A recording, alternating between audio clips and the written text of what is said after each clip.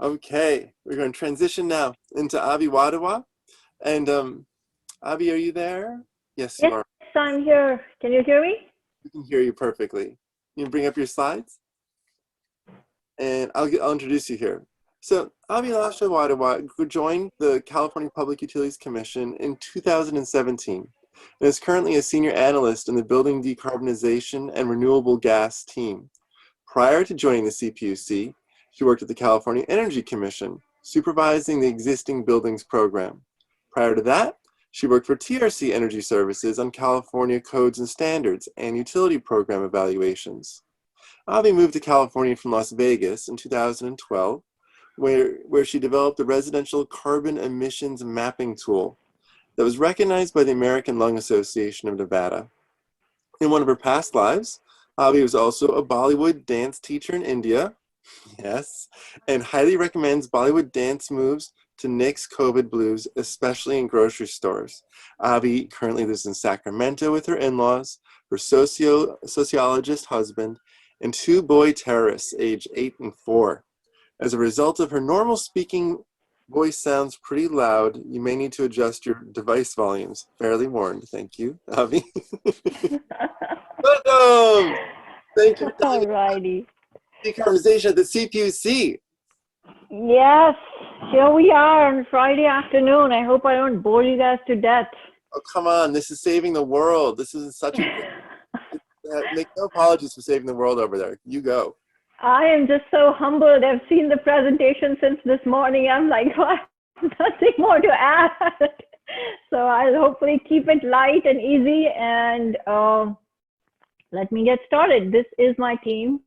Whatever loudspeaker you hear today, there's a lot of other folks who have shaped my thinking, who continue to shape and reform what I will share today. I am but one piece in the bureaucracy cog. So Sean's direction to me for this presentation was not building decarbonization at CPUC. His email said, how would you train other states to electrify? So that was quite a doozy. So what I did first was I put together this word cloud of just a handful, this is not even comprehensive, of all the sort of related statutes and decisions and sort of program taglines that we frequently deal with in the decarbonization space. And I quickly figured if I start giving even a one-line explanation of each of these, my time would run out and you all would be bored to death.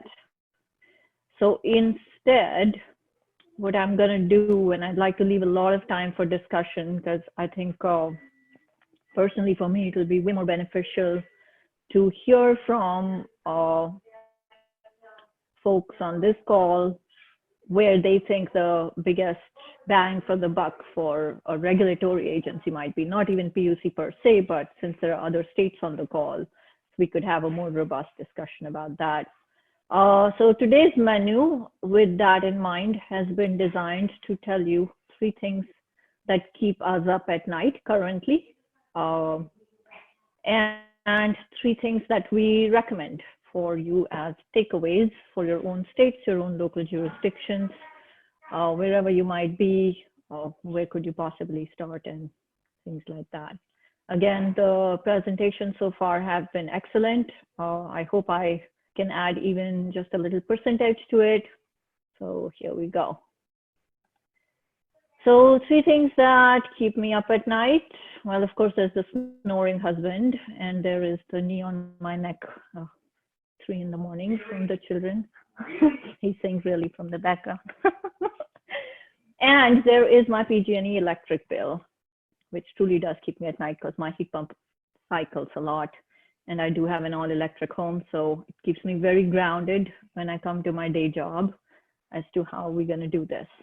But for this presentation, the 3 things I would like to share is the issue of rate reform, the issue of incentive layering between various programs, and the rules that we inherit and where that results us to maybe pivot or make certain decisions that we may or may not have done had those rules not existed, right? So there's always baggage in any relationship, and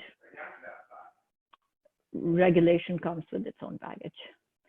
So the first one is rate reform. I think PG&E's presentation, Kelly and Hannah touched upon this morning.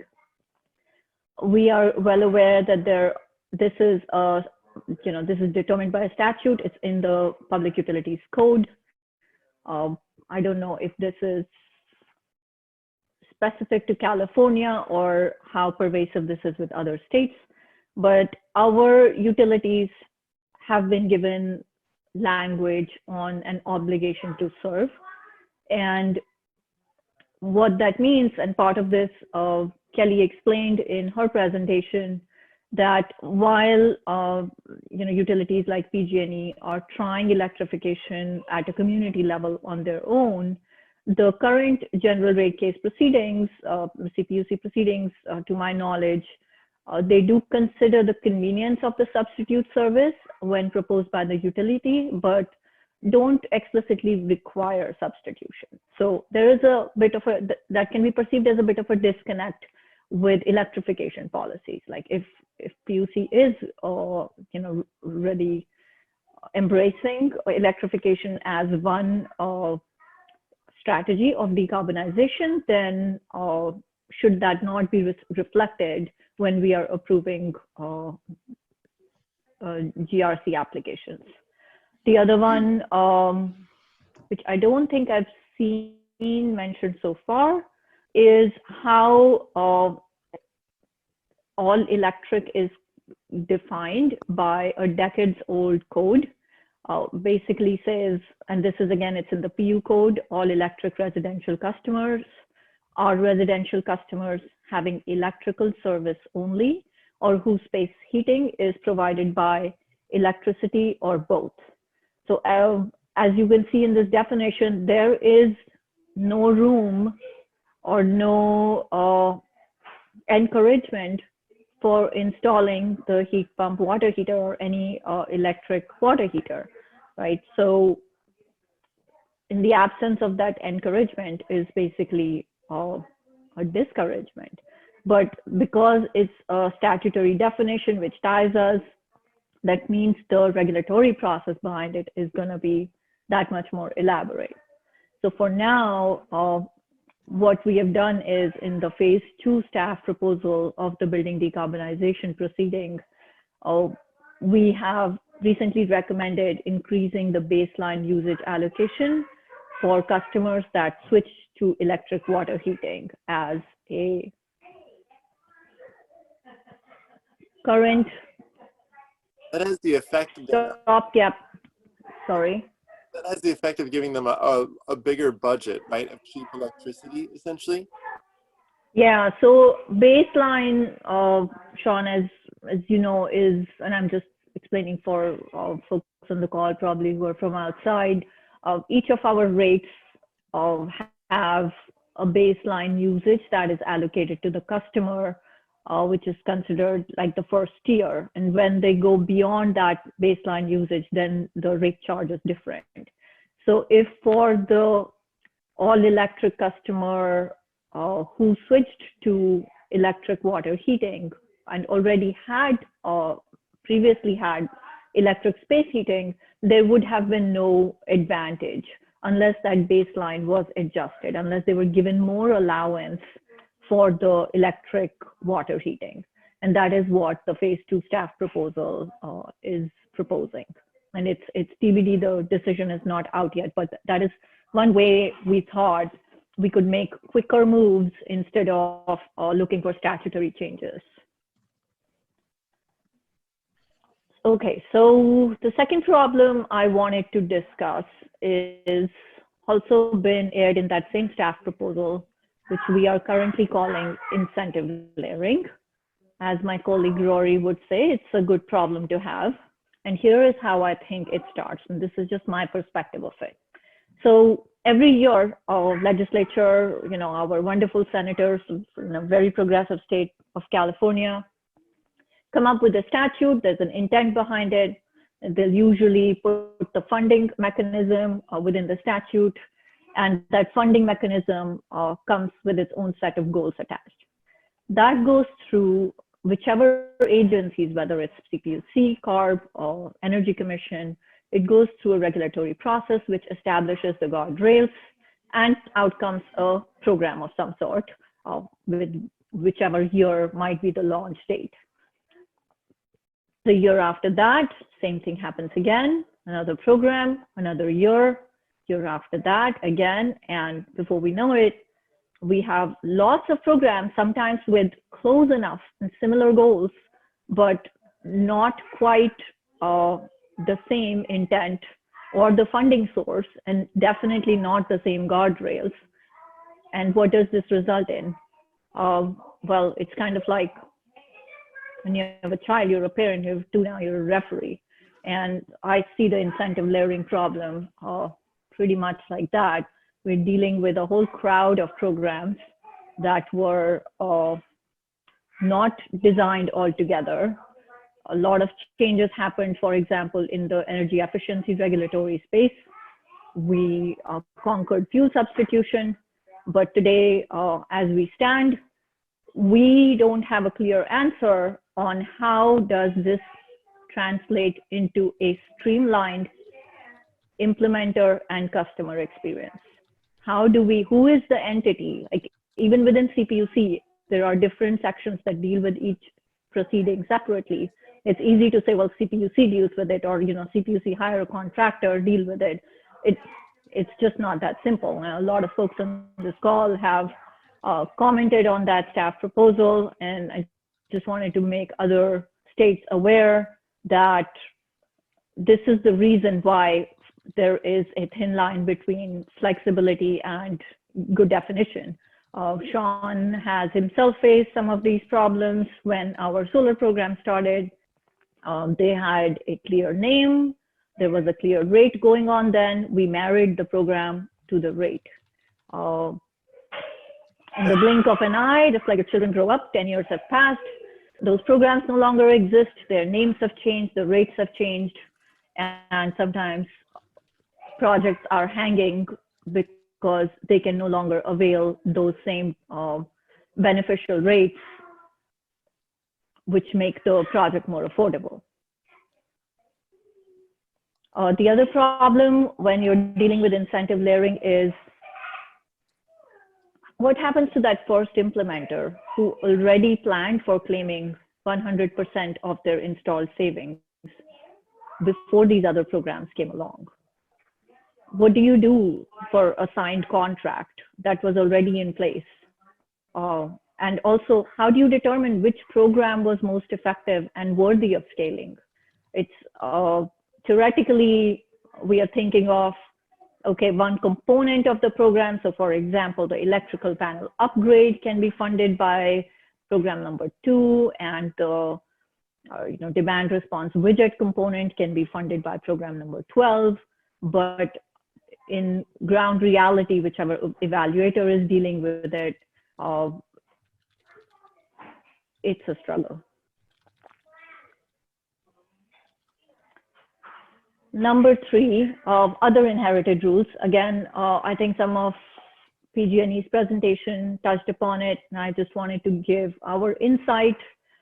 We do expect that this would be handled in some PUC proceeding. We have not determined yet where, but we are aware that there are distribution line extension rules and service line extension rules, commonly known as Rule 15 and 16.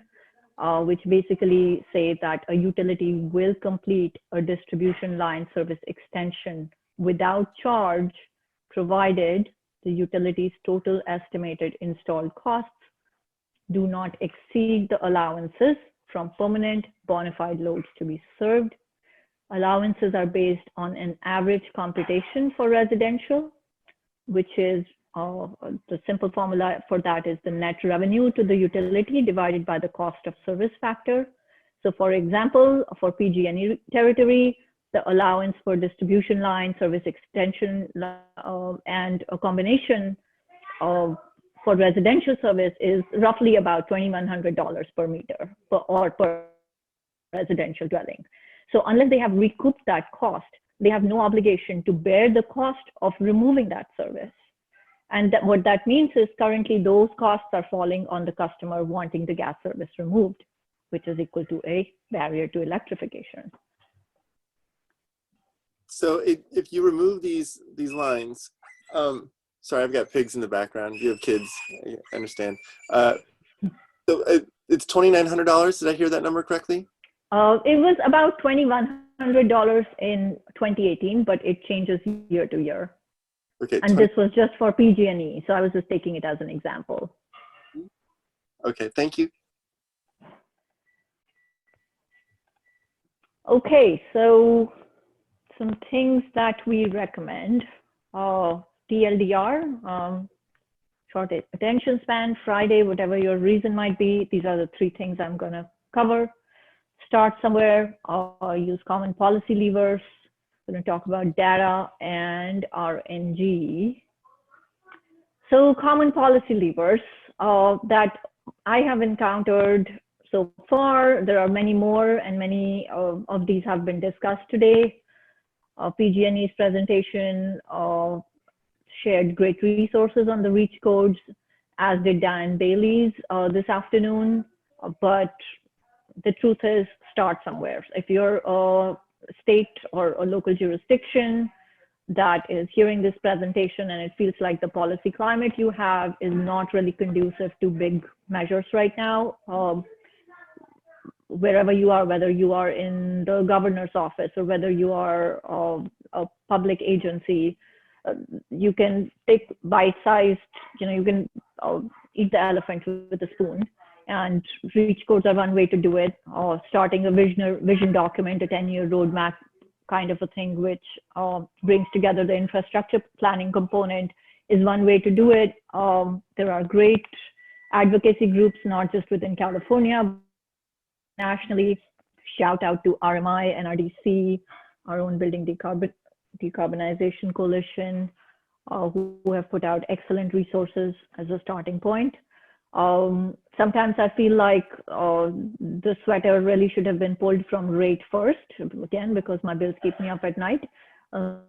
Maybe rate reform is the best place for you to start, or maybe a financing pilot program or an incentive program, but getting the conversation going and showing small success stories in my state service experience, I think definitely helps to build upon it.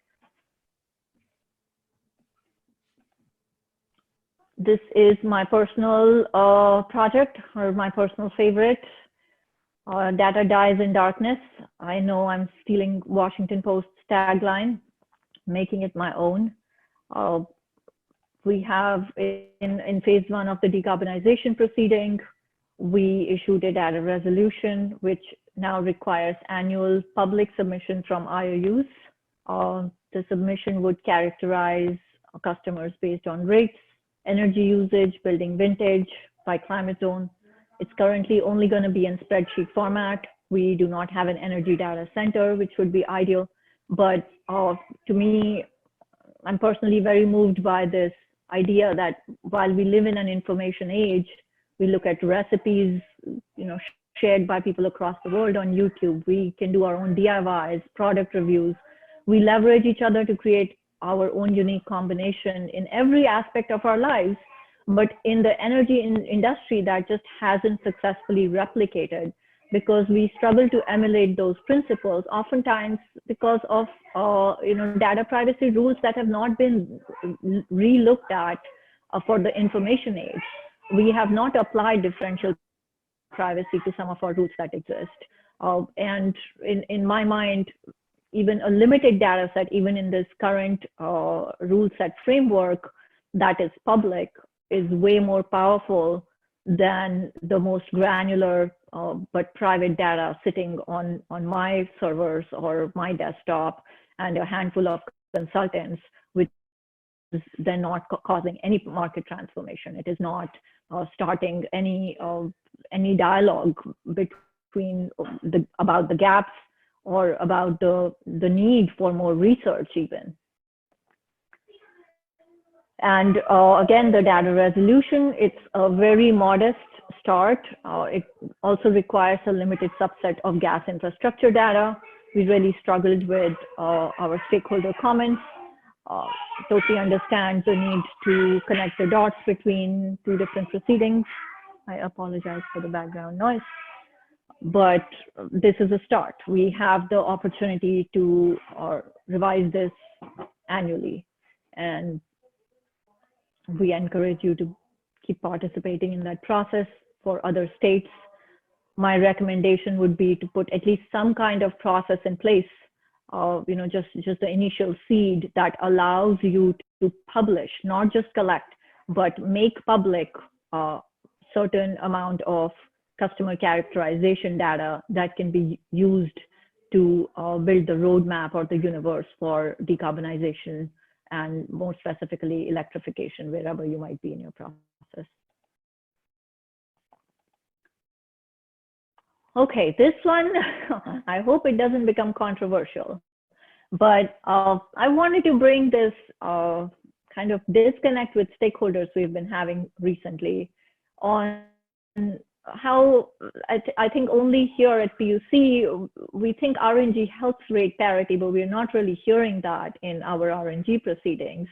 And I wanted to just take a few moments to, again, address how, as Sarah's presentation said before this one, and gave an excellent overview of the technology curve and the potential for other decarbonization technologies, this is bigger than electrification. And even if you're just talking about electrification, it's really important that we remember that it's part of a bigger system, because otherwise we land up doing that same incentive layering problem. We've created our own silos that become very difficult to break later. Renewable natural gas regulation, what are the benefits of it? Number one, of course, it adds to decarbonization. There's no doubt about that. It keeps infrastructure transition manageable and is more expensive. Renewable natural gas is more expensive than fossilized natural gas generally. So what does that do? That makes gas more expensive. And what is that good for? That's great for electrification, because one of our biggest challenges is we cannot transform the market if the customer feels the pain on the bills and does not see the benefit of switching to electrification, especially for existing buildings. And that's it. You survived, Abhi. I hope I was not too loud. I do feel like I have to go and scream at some children, but I would love to hear your questions.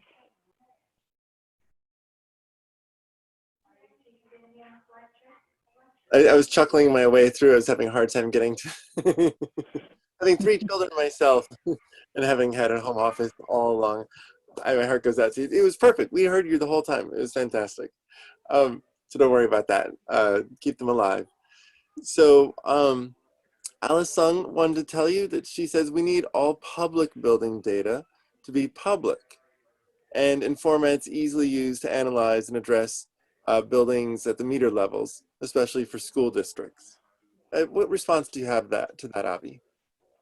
I think that's a great policy idea, Alice. I think Energy Commission has done a lot of regulatory work in building energy use benchmarking. I know there was a governor's office executive order back from Governor Brown's time, which already made, that's how the public, and that's how the benchmarking regulation came about in California. The first one out the gate was public buildings, and DGS already maintains and makes that public. So far as schools go, I know Energy Commission made at least one set of interval level data for schools public as part of their Prop 39 program. This was maybe about 4 years back. I don't know if they refreshed that again, but they had definitely put a process in place to at least one time publish it and possibly also give it to the GovOps data initiative. So you may want to look into that. Let's see, Paul Wormer, he says, regarding renewable natural gas costs as an incentive to convert, How does that play with the equity concerns and the ability of low-income communities to convert away from gas? What's your thoughts on our renewable natural gas and equity concerns? So I don't think that, and I'm not an expert on it, definitely would defer you to my colleague Karen here, but my understanding is that the way the general rate case proceedings work, the cost doesn't fall on one specific customer. And what renewable natural gas does is it's basically looking at it at a system level, not at a specific community level. Okay, so Tom Cabot asked, Abhi, since we know lots of existing gas infrastructure costs will need to be collected eventually, causing an equity problem, could the CPUC push for collecting future gas system costs promptly and thereby make electrification cost effective now, so individuals stop stranding new gas appliance replacements? Okay, so like collect the money now and make it so it's understand. This Right. will also send the right price signals to not leave all the costs to the last customer standing and create a rapid, orderly transition. So I think that is the purpose of the long-term gas planning proceeding, so that it can be done more methodically, more thoughtfully.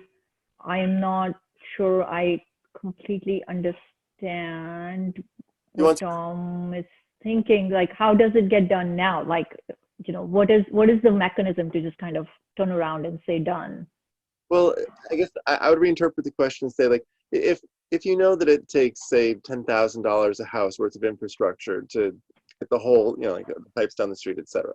Maybe it's 20,000, maybe it's 8, but it's in that range from what I've seen from PG&E and SoCal Gas, getting the gas infrastructure there. What if you charge that now, as well as the decommissioning, like to make it so that the cost is front loaded and you pay in order to get into this system, but you don't pay if you're already in the system. It's just for these new customers. It's like, see how expensive it is?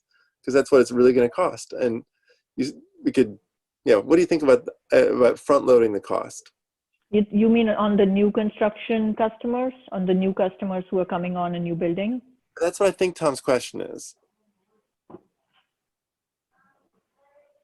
So I think that ties into the gas allowance issue.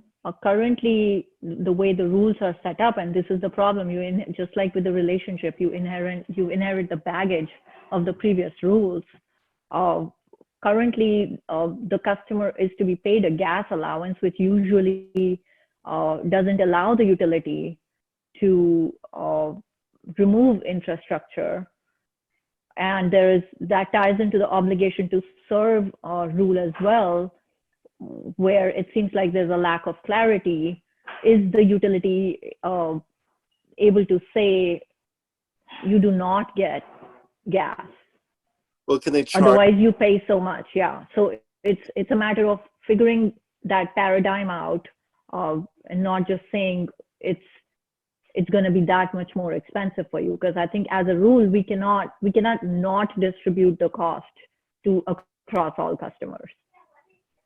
Well, I guess if instead of having a discount of sorts, like $2,100, if you had a fee that front-loaded the decommissioning cost of $2,100, you still had the obligation to serve. That would be met. You'd still serve, but you'd charge instead of giving a credit. Right, but that rule would need to be modified. The gas allowance rule would need to be modified. Okay. Alison wanted to say, in response, she says, yes, but school districts do not report to the AB 802 benchmarking, nor is the P39 database anywhere near complete or transparent as far as total energy use by kilowatt hours and therms. So I think she's putting a heart cry out to you for help. We need legislative or policy changes to help make the data available. Okay, noted. I think this is a question more for Energy Commission to see what they can do. I know at some point there's a real interest from Commissioner McAllister to put this data out there. I understand they are also working on a data repository to make some of this data permanently and more systematically available. Just reciting here what I'm aware of, but they're the better folks to contact about this. Well, thank you. Yay, Abhi! Woo!